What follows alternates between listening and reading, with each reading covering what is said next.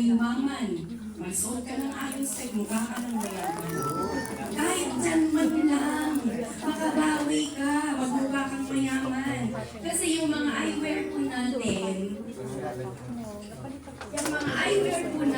na pinapakita ko sa inyo mga designs, meron din po siyang mga ayan, si Miss Jem, siya po yung guest po natin, and of course, the impersonator of Elvis Presley.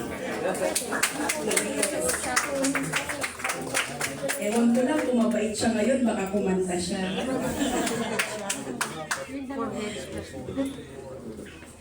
Okay, so yung mga eyewear natin, kung mapapansin ninyo, they have different colors, designs, and style. Kasi meron din siyang image na pinoproject. Kung gusto mong magmukha kang genius, pwede naman totoo. Pwede kang magsuot ng itong hospital grade natin. Pag yan suot mo, parang genius talaga. Kung gusto mo naman mukha kang executive, yung mukha kang manager. Ito ang isuot mo, yung sports series natin na F40. Diyan man lang mukha kang manager, di ba? Kahit tambay ka lang. Di ba? At meron din tayong eyewear for kids. Ayan. Bakit nasama ang salamin for kids? Kasi iniisip natin, hindi ba parang ang bata-bata pa, para pasuotin natin ang salamin? Di ba? Pero pansinin ninyo, 2 years old, anong hawak niya? Cellphone, tablet. Anong ginagawa niya sa cellphone or sa tablet?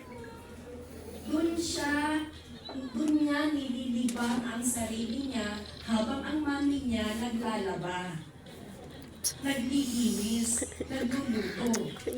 Ngayon, yung bata, pag nag-reach ng age ng 8 years old, yung mata niya nagkakaproblema na. O magtataka pa ba yung magulang? Bakit nagka-problema ang mata ng anak? Sino ba pinag-iyaya niya sa anak niya? Yung cellphone, yung gadget, di ba? Kaya kung meron tayong eyewear for kids, kasi kinikilala din, na-recognize din ni Dr. Sue na kahit mga bata sa panahon natin ngayon, nagkakaproblema na din sila sa vision. Kaya nasama sila sa magsusuot ng eyewear. Okay, we go to the Ion Spec kasi ang pangalan ng eyewear natin ay Ion Spec. Ion Spec is the very first eyewear, meaning original tayo. Tayo ang kauna-unahan, pinapalakpakan yan. Kahit na merong sumunod, may manggaya, hindi pa rin nila ma-surpass yung original. Yung the first. Hindi sila magkakaroon ng ganong titulo. Yung the first. Tayo lang yun. Si Ion Spec lang yun. It's the very first eyewear that is equipped with far infrared ray and negative ions. Yang salamin na yan, na si Ion Spec ay nagpapasingaw ng far infrared ray and negative ions. Saan? Sa kanyang stock and frame and stock. Frame at saka yung stock niya. Hindi niyo man makikita na may sumisingaw na negative ions at FIR sa suot ko, sa suot ng mga may ion spec, pero meron talaga siyang negative ions and FIR. Hindi kasi sila nakikita, pero meron sila. Paano ko nasigurado na meron? Yun na naman ang tanong. Dahil si Ion Spec ay gawa sa tourmaline stone, germanium stone with nano-silver. Yung germanium stone at yung tourmaline, ito ay nag-carry ng negative ions and far infrared. So nung tinurog yung tourmaline stone at yung germanium stone, hinulma yan na frame ng Ion Spec na sinusot natin, so sumisingaw na doon yung content niya na FIR at negative ions. So nasusundan po ninyo ako. And sa FDA, this FDA, tayo po ay notified as medical eyewear. Okay, lilinawin lang natin kasi baka ma-encounter or some of you na-encounter nyo na to. Meron sila kasing sinasabi na si FDA daw naglabas ng notification sa public. May publication na sinasabing ipinagbabawal ang pagbibenta or pagbili ng IonSpec. Dahil po nung nag-uumpisa po tayo, nag-uumpisa sa Pilipinas, wala pa po kasi tayong dokumento. Dahil kami po nung nag-umpisa si IonSpec, nagmadali kasi kami. Sabi ni Sir Anthony noon, sa 2019 pa natin i-launch ang MGI. Sabi namin, Sir, no, sir, kasi we need money, we need to earn. Oh, kaya dahil sa pagmamadali namin, si MGI ipinanganak noong July 15, 2018. Supposedly 19 pala, 2019 pala, sorry. Pero nagmamadali kasi kami. Pero ito naman yung maganda. Sa pagmamadali namin, yung mga nagmamadali ding mabulag, nasalba. Dahil madami pong mabubulag na sana, pero hindi po natuloy ang pagbubulag. Yes, pinapalakpakan po.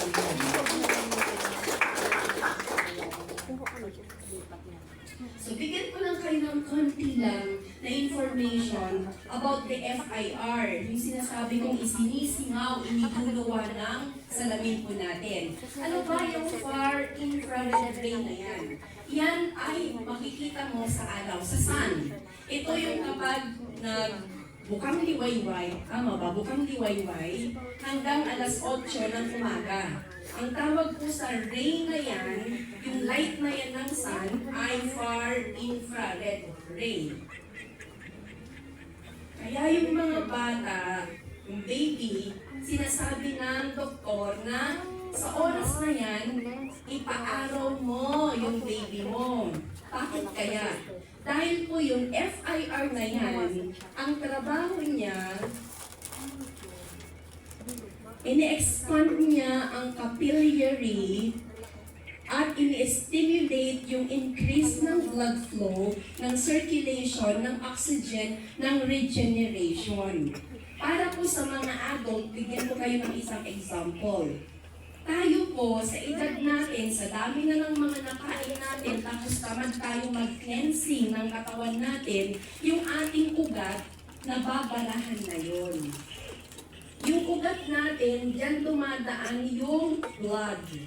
Yung blood nag-carry ng oxygen at nutrient na galing sa kinain nating food. Dahil mali-mali ang kinakain natin, hindi maiwasan, nagkakaroon ng clogging, pagbara doon sa ugat. Kaya naman, mapapansin po ninyo kahit pa yung gamot na nireseta sa inyo ng doktor, napakaganda at napakagaling na gamot. Bakit hindi ka gumagaling-galing? Dahil hindi maiparating ng circulation yung ipinasok mong gamot sa katawan mo na mag-aayos sana ng problema ng katawan. Bakit? Kasi naharangan. Ang daming bumara. Ngayon, ang trabaho ng FIR, i-expand yung ugat para luluwag yung pagdaloy ng blood at yung blood na nagkikerry ng oxygen, ng nutrient, ng gamot mong napakamahal, gamot mo sa diabetes, gamot mo sa puso, gamot mo sa cholesterol or whatever, makakapunta na siya dun sa target niya para ayusin yung problema. So yan ang trabaho ng FIR. At yung FIR na yan ay sumisiksik siya hanggang sa P from your skin. From the surface of the skin, sumisiksik siya hanggang sa pinaka malalim na parte, the cellular level. Imagine, hanggang cells nakakarating siya. Ganon yung trabaho ng far infrared. At alam niyo ba, good blood circulation is essential for a healthy organ and tissues, especially PIs. Dahil lahat ng meron sa katawan natin ay gumagamit ng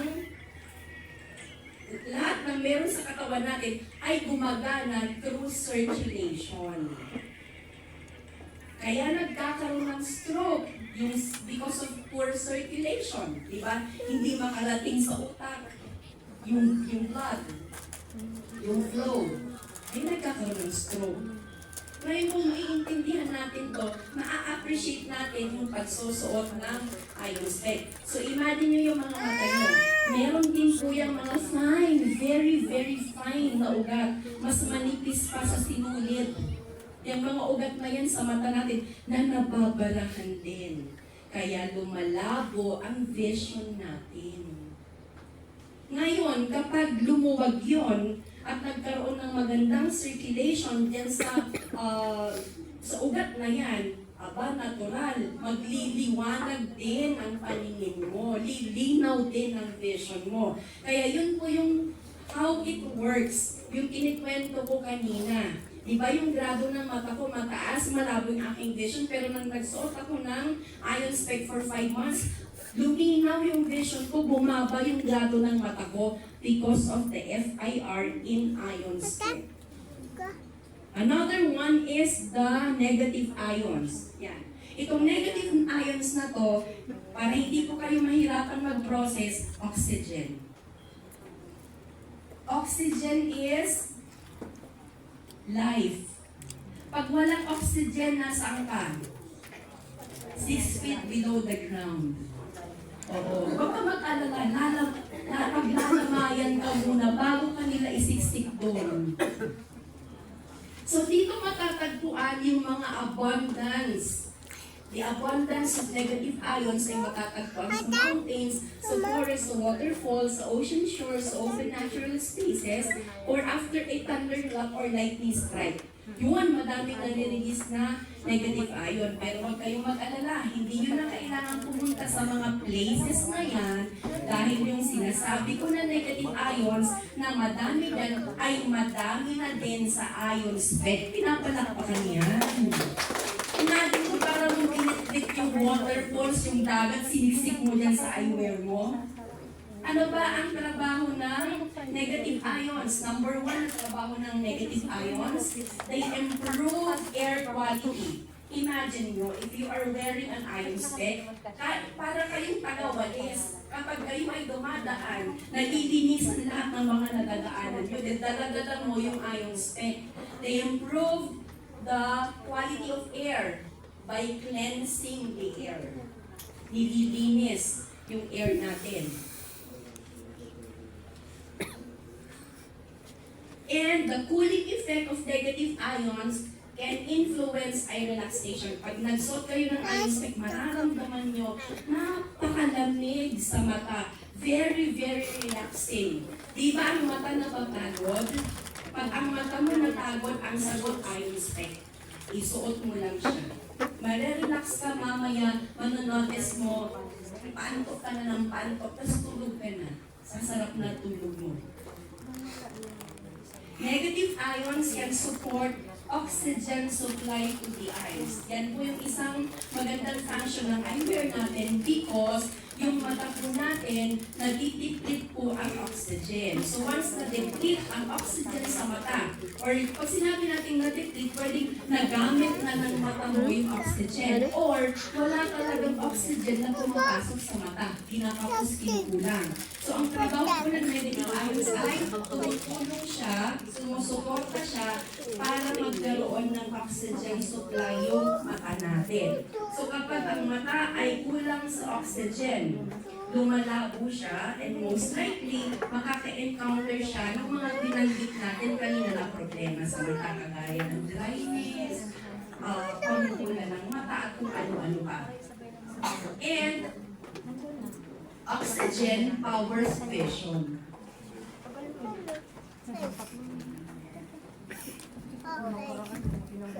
So ano pa ang ibang benefit ng oxygen? Hindi lang pala sa mata ang benefit ng negative ions.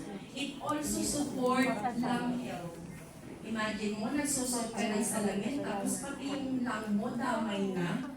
Lumulusog yung mata mo, pati pala yung lungs mo, lulusog din. Another one is it puts the body in a relaxed and restful mood. Kapag ikaw ay pagod na pagod, gusto mong mapahinga, gusto mong ma-relax, magsuot ka lang ng ion spec. It also improves mental health.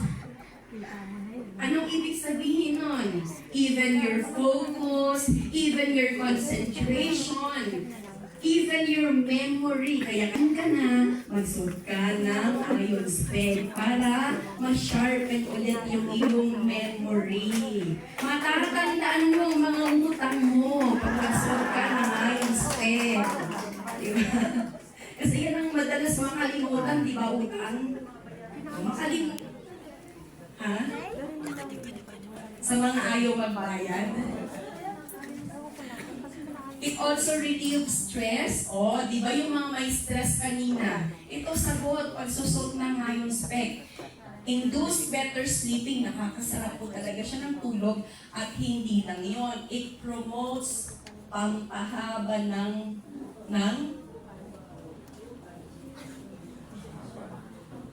huwag isipin yung iniisip ko, buhay talaga to, buhay. Pampahaba ng buhay.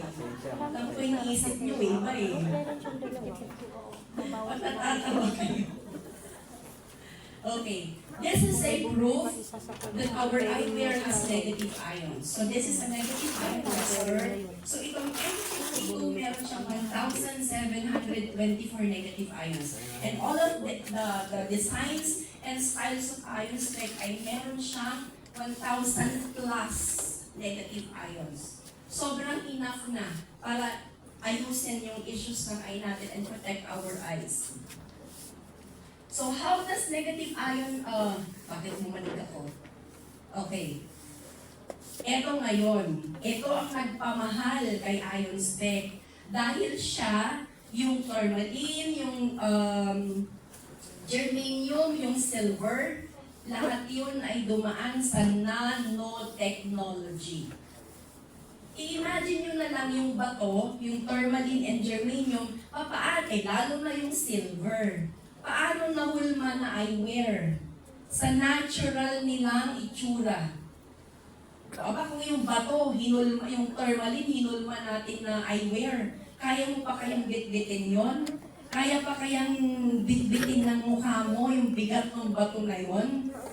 So, ang ginawa ko is, pre-process siya under nanotechnology, meaning, pinaliit yung tourmaline stone, yung germanium, yung silver, pinaliit yan, dinurog siya ng pinong-pino. Saka siya hinulma ng frame ng ion spec.